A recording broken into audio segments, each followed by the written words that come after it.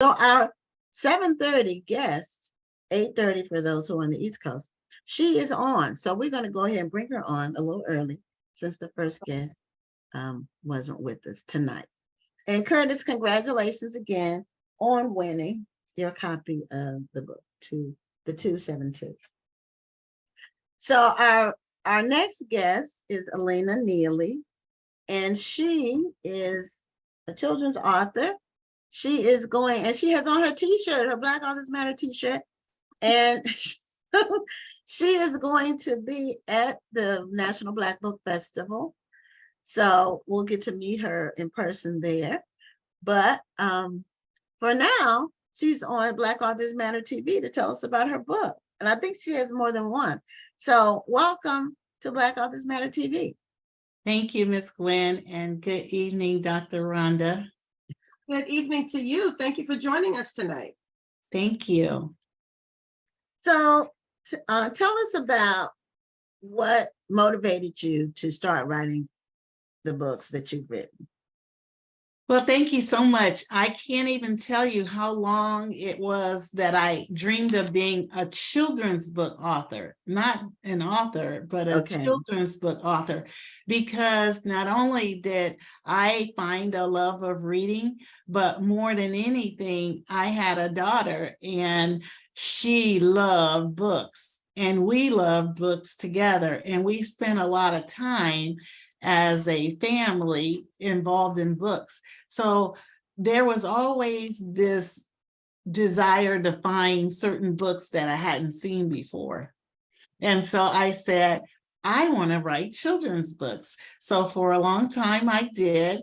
And finally, after I got my daughter off to college, I had an opportunity to start writing. Okay, I was going to ask you how old was your daughter now? Yeah, she's and I can relate 23 to that. now. Okay. Started writing as soon as she left. Okay, I can relate because when they're young, it's hard to do a lot of things. I tell people all the time that I started writing regularly when my daughter was still very young, but I could not write until she was in bed. So often by the time I got her into bed, got myself together, it would be after 9 o'clock before I could write. And then I would try to write until maybe 11 or 12. And then I had to be right back up to go to work the next morning. So I feel your pain. And it might have been a good thing that you waited until she was older. So you have Exactly. Exactly. But it's been a joy to get a chance to get that part of me out. Yes. That's great. Yeah, I was going to ask you, I thought your daughter was still young, because I hear from a lot of parents now with young children that their children are on devices so much that they were having challenges getting them to read books. And so I was going to ask you how you address that, but she's 23, so I can't. She is still a digital native though. Okay. Still a digital native, but I had a belief in reading.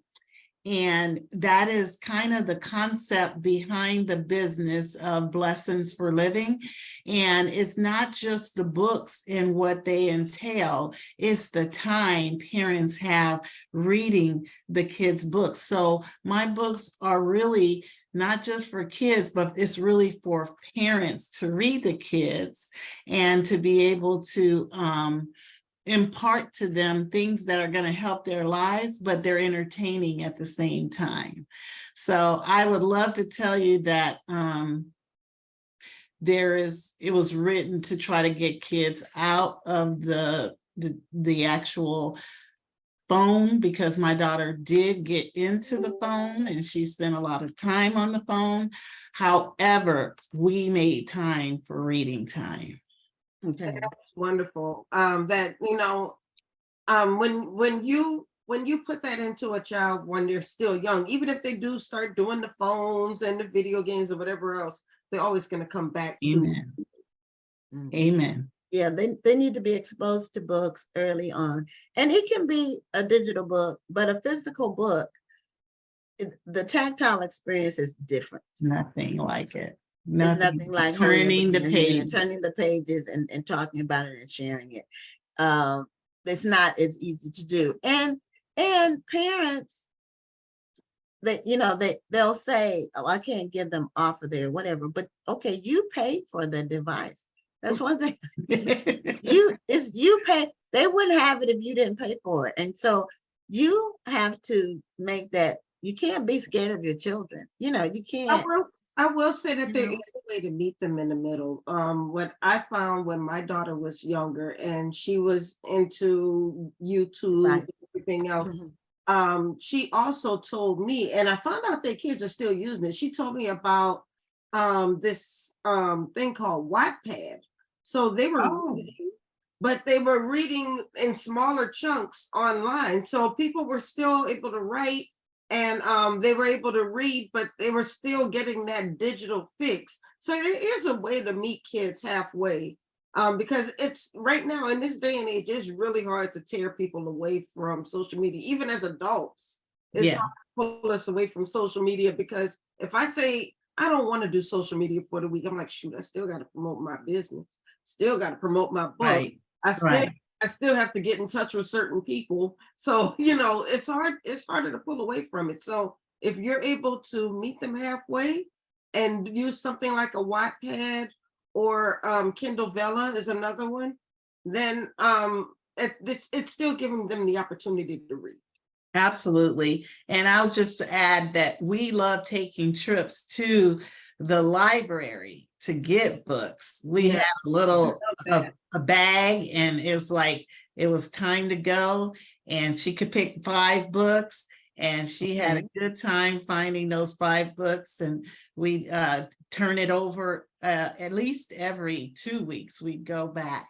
But she enjoyed that time, again, that we spent together, but also that she dwelled in it. And I believe it makes a difference in a kid's overall life. I agree. Oh, for sure. Definitely. Because if they grow up exposed to books and seeing you reading or the parent reading, then it's going to always be there. I saw my mother read. My mother was always reading. She would, at the end of the day, after dinner, when she had her wind down time at the end of the day, she was always reading a book. The TV might be on, but she was focused on, it was like background noise. And that's what I do. The TV might be on, but if I'm into a book, I don't even hear what's going on the TV. I can totally block it out. Just like you said, it just becomes white noise just to have right in the room, but right. you're paying attention to it. Right. And one thing I really, on my cruise that I went on for 10 days, where you really, you can't do a lot of stuff online. We had the package, but it's still kind of iffy. But I read 400-page books while I was on that cruise. Beautiful. Between going and coming back, I read 3, and they were all of them were good too. So that was helpful because I didn't take my laptop to try to write while I was on there because I didn't. That wasn't going to be a good environment for me to try to finish up my book. I still had about, when I got back, so I got back on the 31st of August, and I still had about 10,000 words to write. And I was able to do that. And I had my copy editor, I was giving her pieces. I gave her the bulk of it before I left, what I had done, which was 8%. And then, but she worked with me on doing, finishing and doing it in piecemeal. So anyway, it's a good idea to just make sure your children have a love for reading, because Amen. The what's on social media, okay, it's entertaining, but it's not, it's kind of mind numbing. It doesn't stimulate. It really is like a fix almost. Yeah. Especially these short reels, the TikTok and all of that is really like a fix. And you can literally go on there. And I know I'm not the only one I'm not on there much, but if I click a video, and then they'll start, the algorithm will show you other videos that are similar. And you can literally sit there for hours. I Yeah. don't because I don't have the hours and I don't want to, but Yes. it's very addictive. It is very distracting. And Yeah. when you think Yeah. about the biggest threat to the world right now, it's our distraction. And we have to stay focused. If you talk to some of the most successful people in the world, they'll tell you they have a day and they have a times that they do certain things, and most of them won't get just, caught up in the social media. And it's not that it's bad, it's just that it is a distraction. And so I like books because it takes you somewhere. It And like does. your Mhm. books, they take you somewhere else and they engage you. And that's the goal of any writer, is to engage their audience. So that's the book that I highlighted for this particular conversation. It's about my daughter, a girl named Amaya, who reached inside herself and found her strength. Now, Okay, so is that the book beside you there? Yes. And Yes, that's it. Okay. do you? I love books like this where you can take topics and help the kids to inspire the kids. How do you? And I love asking authors this question. How do you take such a subject and put it in terms to where a child can not only understand it but be inspired by it? You really hit something there, because I constantly fight with it. How do I tell a very sophisticated concept and make it plain for a Right, child? right. And my company is called Blessons for Living. And that is it's a publishing company, but primarily it's about blessing, the word. When you share life's greatest lessons, you become a blessing. And so how do you share these more sophisticated topics about love, about being a friend, about being brave in such a way? Well, I learned to do rhymes quite a bit, but you just learn to understand what audience you're reading to and who else might be reading the book, like the parent to the child. And then you communicate it. Every sophisticated concept can be narrowed down to some basic conversations. And in the case of Amaya, they were her real life situations. Amaya dad's passed away when she was 9 years old. Oh, And now is that your daughter's name? Amaya. Okay, so you literally named the book after your daughter. Yeah, a girl So named. you didn't have like a concept of a person similar to your daughter. Yeah. You took her And then situation. you just figure out what she went through, and it was in the book that I explained that it was one day after a year after her dad died. She didn't ever want to talk about it, but after a year, we were at his gravesite and we were, doing what we normally do, shine up his stone. And she said, "Mommy, I just wish I had known." Mm. And so it's an opportunity at that moment. She could have let this whole thing tear her apart, tear her insides out. But in that moment, she spoke up and said, "I just wish I had known." And I just told her, I didn't know either. How could I know? Only God knew when his time was going to be up. But he never left us. And you could literally see her take a deep breath. And she reached inside herself and found strength to keep going. And I never could communicate what that was when I'd see it happen in her. But there are definite times where she took a gulp, and it's like she reached inside herself and found her strength. So I thought of about 6 or 7 of these moments in her life, and I just communicated them out. Okay. With the help of a beautiful illustrator, we were able to get this book done, and everybody who has read it has been encouraged. And in fact, I have a friend who has used it in a book. She does a summer book program for young girls, and she has actually shared that book, and they study through the book and they go through the situations. And I am certain that kids will find themselves in the book, the different things that happen. How did you find that the young kids who were able to experience the book through this program, how did you find that that they responded to the story? Because probably empathy. One of the situations uh, where Amaya found a situation was when she grew up in a suburb neighborhood, and there's a lot of different people that didn't look like her, Right. and their hair was different, and who they were different. And every time I get into a situation where I was like, how am I going to handle this situation? I pause and I pray, Lord help me, give me the words. And she had come home. She said, why is my hair like other people? And I know what she was getting at. Why is she different? And I said, Lord help me. And the thing that came to me is I said, Maya, just imagine a field of white flowers and there was only one pink one. Which one would you want to be? She quickly said the pink one. And I say, honey, you are. You are the pink one. So there is value in being different. There is beauty in being different.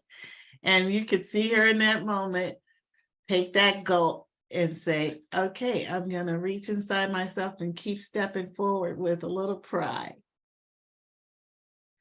But the people who have had that I've had the experience of sharing the book with and seeing themselves, they recognize moments where they have the same situation. And based on their age, I had a group that was a little bit older and they were facing college. And there's a situation where Amaya had to do some hard things to get herself ready for college, but she literally had that exciting moment when you get accepted to college and you realize all the hard work finally paid off. And so to see somebody else achieve, which is all of us, we see other people achieve, we are inspired to take those steps to get there as well. So where is she in school? Well, she has since graduated, but she did get into Cornell University in Ithaca, New York. And she, at that point, started to go into finance. And to her credit and hard work, she landed a job right out of college with a big private equity firm in New York. She now lives in New York. And that's the beauty of the cover is all about New York and California. You can't really tell, but it's a New York. Put it closer to you. Okay.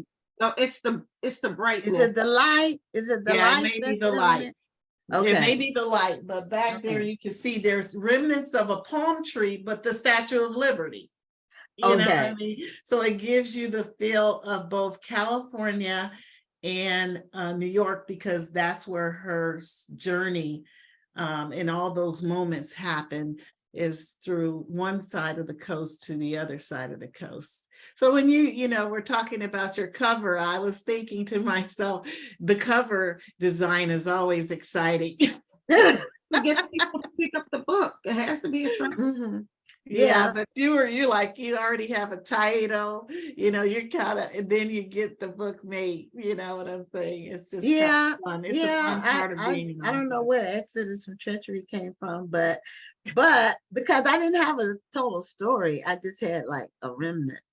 But I wanted to use the word Exodus, and then so I had to figure out a way to use that. And for book 3, I have a title, but I don't have a story at all. So I don't know if I'm gonna do a book 3. I hope to, but it just depends. It's a lot. It's a lot of words. It's a lot of words because you have to tell the story and you have to end. It has to make sense. It has to flow. Right. Now you have the publishing company, so do you publish other people's books? I have, and it's my focus to focus on those that enrich and entertain and uplift others. And so one of the authors I published, she wrote a book about a special needs child. And it's a story of a real life young man, because she's a teacher in special needs. And it's really all about him wanting to be seen. It's called Hey, Will You Help Me? And it's a story about a little boy who just really wants to achieve just like everyone else.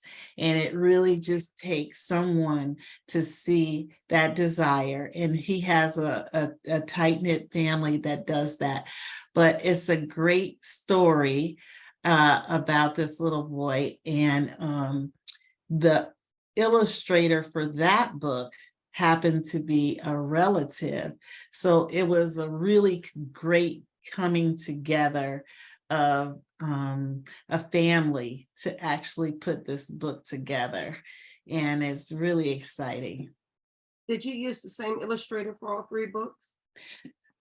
In my series, Blessons for Living, I did use a very nice illustrator who his name is Terry Didham, and he's out of Los Angeles.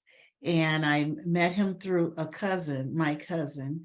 But let me tell you, this guy brought my vision to life. And that's the beauty, right? Of an illustrator, is you give them the rein to do what they do. And he did a most amazing job. And I'm always looking to use new people, because I believe that they too have something to share. And I don't try to give them too much direction. I try to just let them know what I want to see, that the point I'm trying to make, the colors I want to see. And then it's just the greatest thing on earth to let them experience their dream as well. That's true, because for my new book, what I had in my mind, it wouldn't have worked.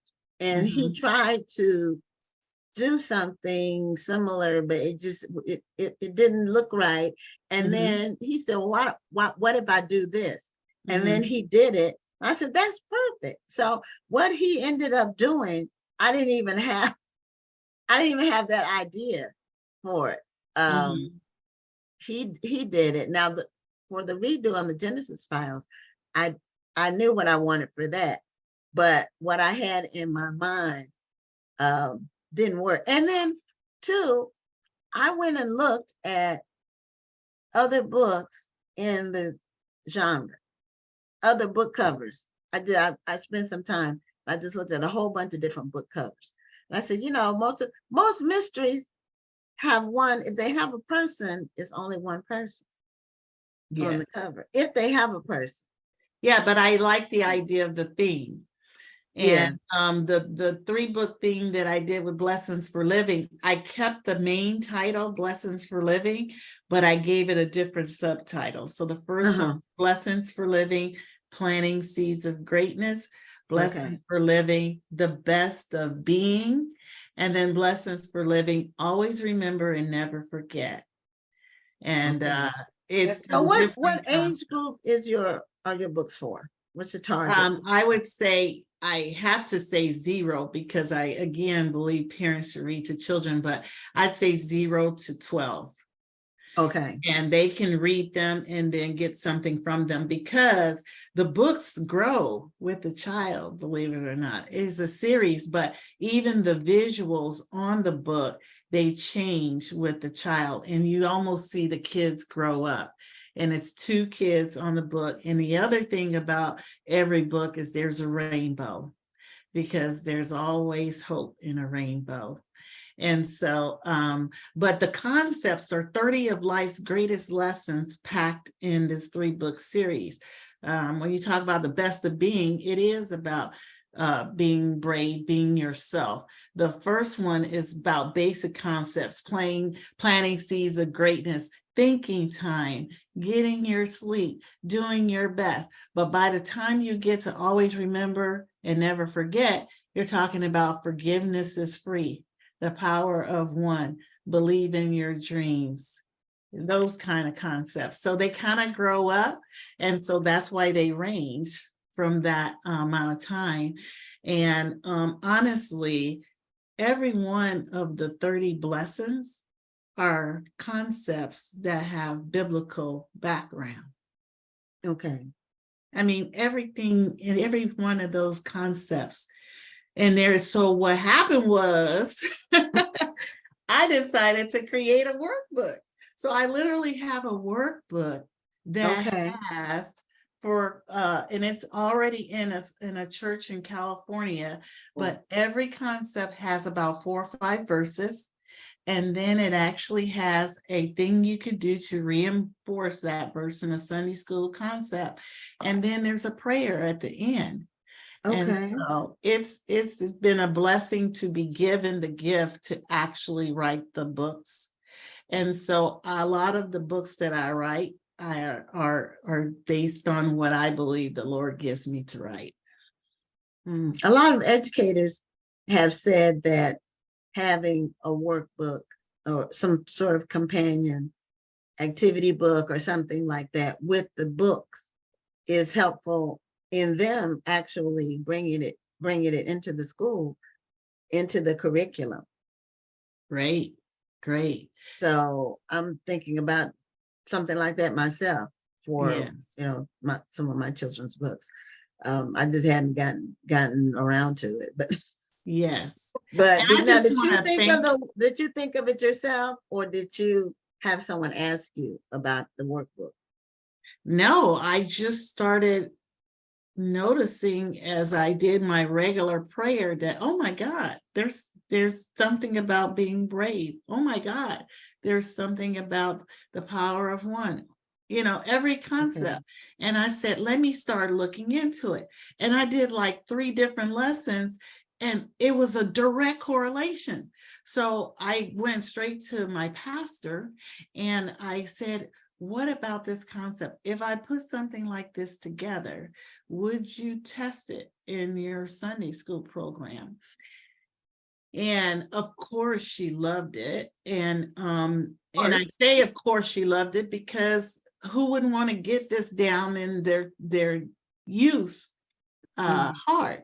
And so she agreed to do it. And so as I began to write, I was blessed because of all the scriptures you found. And that's the thing about revisiting the greatest lessons in life, that you can remember how great they are. And also a lot of adults didn't get those lessons, and they can revisit them as well.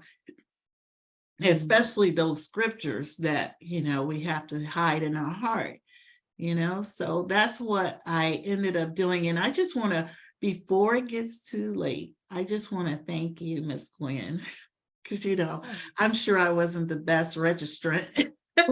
Oh, you'd be surprised. Because I kind of missed the deadline and all that. But I just want to thank you for what you have put together, this opportunity for authors to get together, and all of us that, that really have a hard time getting the word out. So I just want to thank you for the opportunity and the space that you have provided. Oh, well, you're welcome. But, one of the challenges that we have every year, and I'll say I have specifically, is that encountering authors who just refuse to read the emails that I send. Yeah, because I think I sent one email to you and I said, never mind, I read it. But you are not alone. I want you to know that you are not alone at all, Okay. And I try to give people all the information that they need. And I know sometimes it's a lot, it is a long email. I try to put all of the relevant, important things in one email, so Which it is will great. be in one place, so you don't have to look through 5 different emails to find the important things. You did. So but it can be long, and I know with the email, people say, okay, I'll get to it later, and you just get busy. Everybody is busy. So and then they ask me a question that's in there, and I'll normally will say, it's in the email that I sent that says, please read carefully. Go to that. Understood. Search for Please Read Carefully. It's in there. But you know, some people have an assignment that works for them and they're able to do it. Amen. And that's one of my strengths is Beautiful. execution and administration, and That's also wonderful. marketing. I'm good at marketing as well. I'm looking forward to learning quite a bit myself. There are some people, and I have an amazing team. That's what the team that we have for the festival and for this show, we have amazing people that work with us. So it may seem, I think we make it seem like it's easy, because sometimes people will say, well, I want to do something like this in my city or wherever. And how do you do it?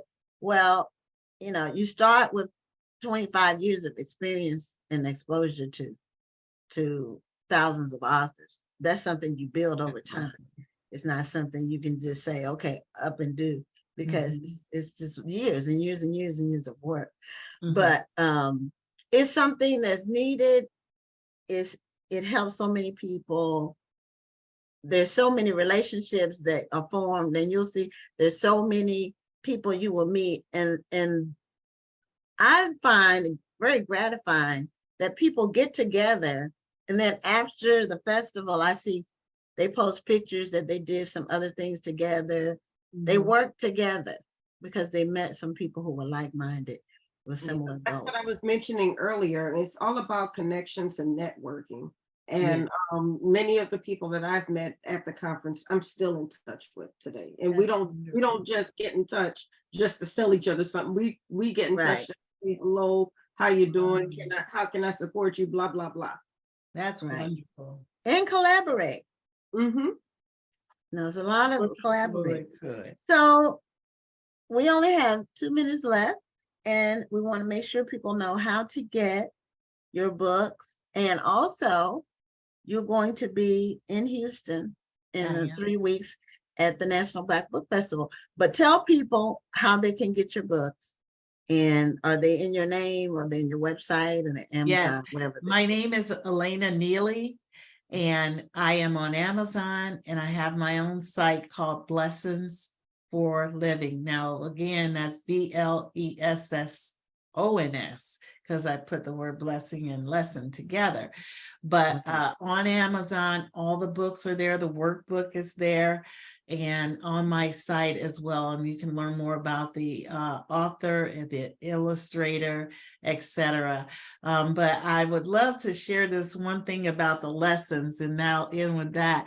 And that is, a blessing is a lesson shared. It's a blessing to share. It's a blessing to care. Always remember and never forget that blessings flow to help you grow. Oh, what a blessing it is. That is beautiful, and a great way to end this segment. We did put your link in the chat, and Tony Bonita has already ordered your books. Thank you. So thank you so much for coming on the show tonight. Thank you for sharing your stories and for what you were doing for children's authors. Thank you so much for having me. We'll see you in Houston. Okay, yeah, we'll see you in 3 weeks. Okay, bye-bye now. Bye-bye. Good night.